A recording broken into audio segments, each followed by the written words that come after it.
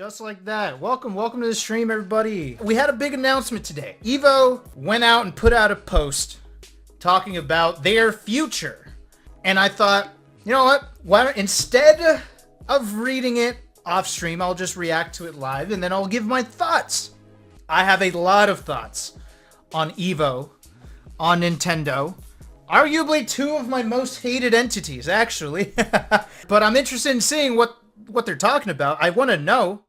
EVO made an announcement today, and it's going to affect a lot of people. Yeah, so let's not beat around the bush. Let's just read what EVO has announced. So, a message to our community.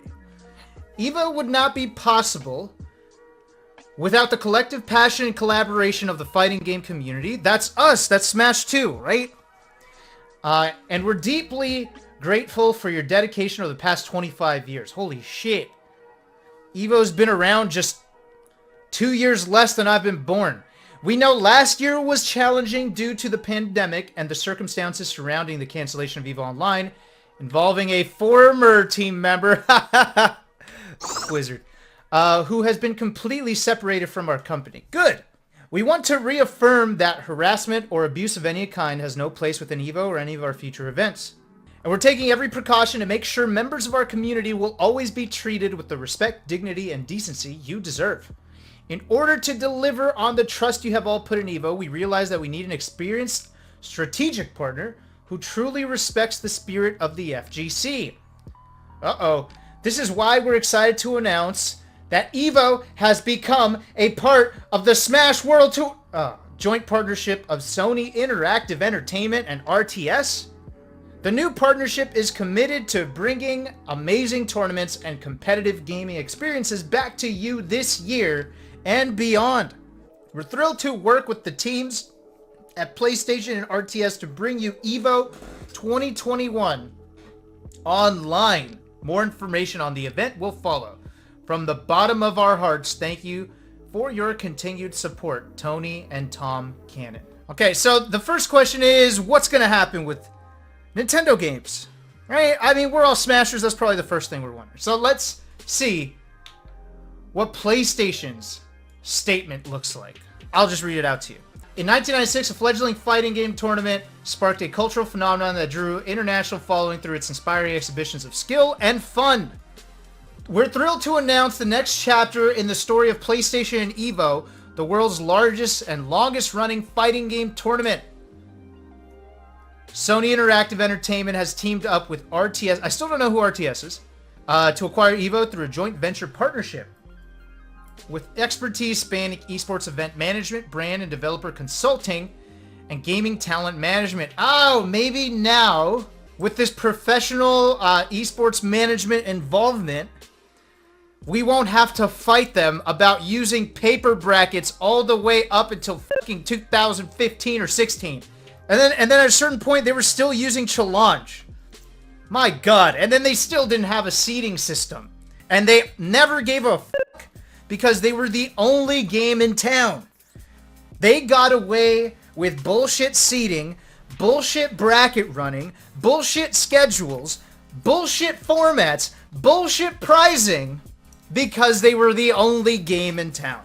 And their Vegas little gimmick isn't going to save them anymore. The fact that they're the only event that runs in Vegas, now they're like, holy shit, our tournaments are fucking ass. We need to fix this. It's about damn time. EVO co-founders Tom and Tony Cannon will remain closely involved in an advisory role. Oh, shit. To ensure EVO continues to service the fighting game community and support its vibrant growth. So they're stepping down in, like, official role. They're just going to be advising. They got knocked down a peg. Their only advice is going to be like, so we think we should run this tournament in Vegas. This partnership marks a new collaboration, bringing together the resources and expertise that will allow us to elevate the global reach, scale, and fan engagement surrounding this iconic gaming tournament. Okay, here are some thoughts.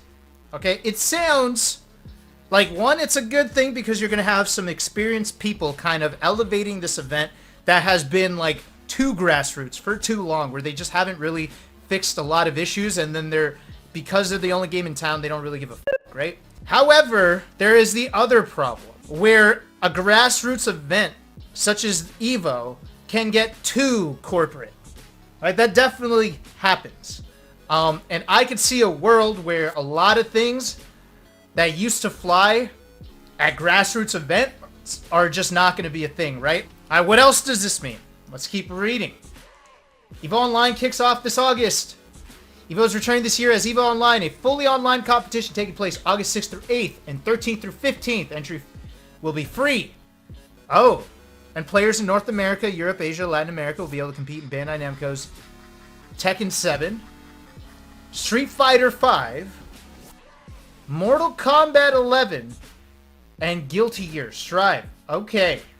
Our collective team is laser focused on one mission, preserving the authenticity of EVO for fighting game community. Oh, that's a mission statement that's kind of countering my concerns initially. It can go one of two ways. Either they mean this and they're acknowledging our concerns, or they're being corporate and they're acknowledging our concerns so we chill out and then they start doing whatever they want to do. I'm not one to buy this whole statement, okay?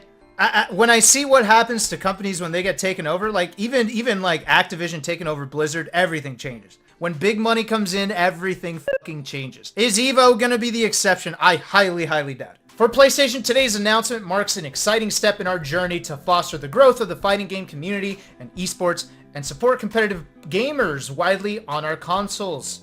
Fighting games are hugely popular on PlayStation consoles, with gamers logging in more than 1.1 billion gameplay hours in 2020 alone. We're committed to breaking down the barriers for gamers to compete at all levels and providing a best-in-class global platform for them to showcase their skills and passion. As a collective team, we'll work closely together to ensure future EVO events are safe and welcoming for the entire community. That's dope. I actually do believe that. If corporations are really good at one thing, it is protecting their reputation. I would actually trust a big corporation to stop or to hard call out some bullshit. This part right here is very interesting. So they're naming all kinds of countries. I cannot guess why some countries would not be allowed to participate. I'm not going to be able to check because, I mean, if you saw my state video on YouTube, I can't even identify every state in my country. There is no way I know every country in South America. My only guess is some countries are left out due to like poor internet, but then also I'm concerned because what about the format? What if you have a grand finalist from United States and the other grand finalist is from Laos? Are they actually going to play each other online, or are they going to like break it down to like regional champions? Yeah, so there won't be one EVO champion of Street Fighter V. There will be like a North America champion, a European champion. That's kind of disappointing. Not that they could do anything about it. I mean, the whole thing about EVO, it's that you get to say you're the world champion. Like when Leffen said, "I will win a EVO," he didn't say, "I will win a EVO Europe." He said, "I will win a EVO." Those are two completely different things. I'm assuming this is real, right? I saw it on Xbox's thing. I hope it's real. I hope I'm not getting trolled here. But it says on 3/28, Nintendo has provided a statement regarding Sony's acquisition of the Evolution Championship Series. Nintendo has enjoyed engaging with fans at past EVO tournaments, right? And wish the show organizers the best with their new venture. We will continue to assess EVO and other opportunities as we plan for future online and offline Super Smash Bros. Tournament activity. Okay, I feel like I've heard this statement before. I feel like every time people come out and say, "Are you a part of this event, or are you going to do something with this event?" Nintendo always puts out this same fucking statement. They're always like, "Oh, just wait." Literally, they do it every time. When it came to, remember when Nintendo prevented this big collegiate organization from running online Smash events, and Nintendo stopped them? And then Nintendo said, "You know, we're gonna assess it, and we might be planning our own future thing." The whole idea is they're not planning shit. They just don't want to go out and say that they're just canceling shit left and right. They're not planning anything. God, this company's trash. So I love this corporate language. We will continue to assess EVO. What do you mean? You've been assessing it. Do you want to be a part of it or not? Just say no. As for other games, EVO business developer Mark Julio says EVO is still open to all platforms, and that PlayStation and RTS are allowing Julio's team to work with its community to support fighting games as a whole. Though this doesn't concretely answer whether games from first-party developers like Nintendo will appear at future events. Okay, so if Nintendo does allow it, how much of a pain in the ass are they going to be towards EVO and PlayStation, to the point where both of those entities are like, you know what, Nintendo, we can't work with them. And then Nintendo gets to say, oh, we tried. That's literally their MO.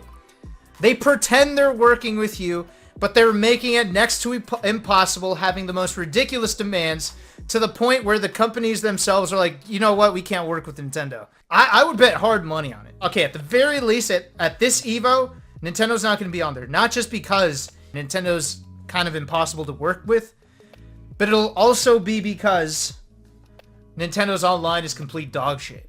Never once did it occur to me that PlayStation would be the difficult one in this relationship. I definitely think Nintendo is going to be putting up a fight.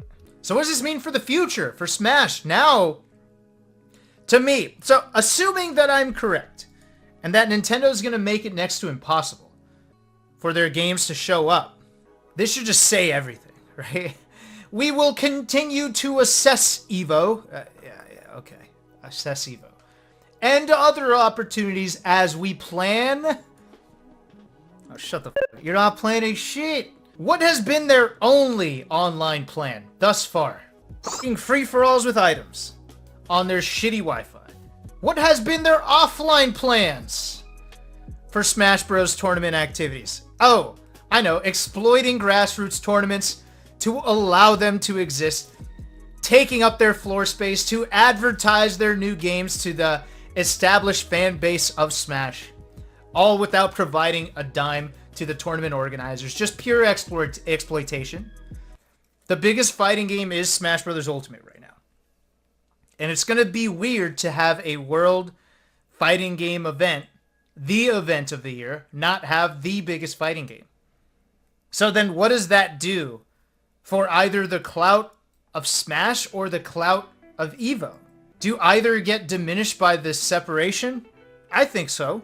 So that's why I'm really, really hoping that a different event steps up. SmashCon cannot exist online. And we've already seen what happened when Big House tried to exist online. Nintendo stopping Big House. Isn't that f***ed up? Our flagship events are not allowed to exist during a pandemic. Yeah, I don't think there's anything else to talk about here. Thanks for hanging out, everybody. I'm gonna peace out. Peace. Good night. Later. Hugs, are you being dumb on purpose for a YouTube video? Curly, I am never dumb on purpose on my stream. Ever. That just doesn't happen.